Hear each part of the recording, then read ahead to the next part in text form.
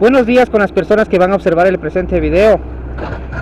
Nos encontramos detrás del bloque número 5 y frente al invernadero número 11, en el espacio detrás de la barrera en donde la maquinaria está procediendo a realizar el trabajo. Como ustedes pueden observar, está retirando esas piedras enormes que tenemos aquí.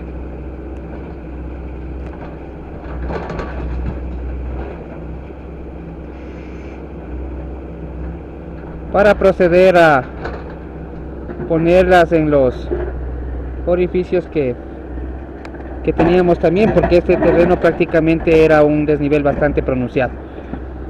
Entonces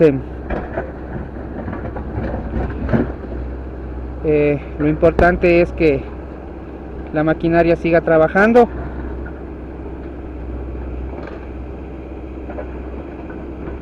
Se está ocupando la maquinaria.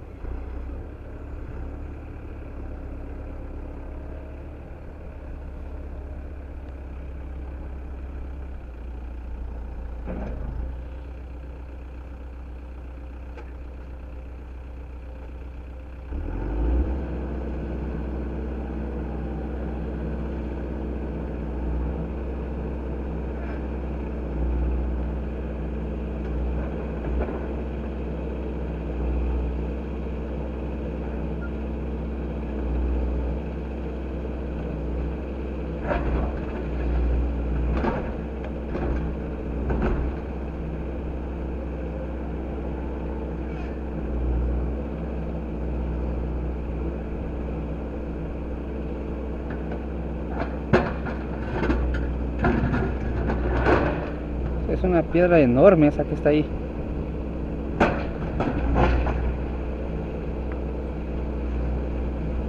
Bueno, el tema es que la maquinaria está trabajando, se le está haciendo trabajar, y sí, Danilo ha avanzado bastante ya en el tema de la nivelación y remoción de rocas de aquí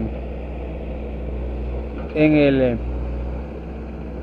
espacio posterior al bloque 5 y frente del bloque 11.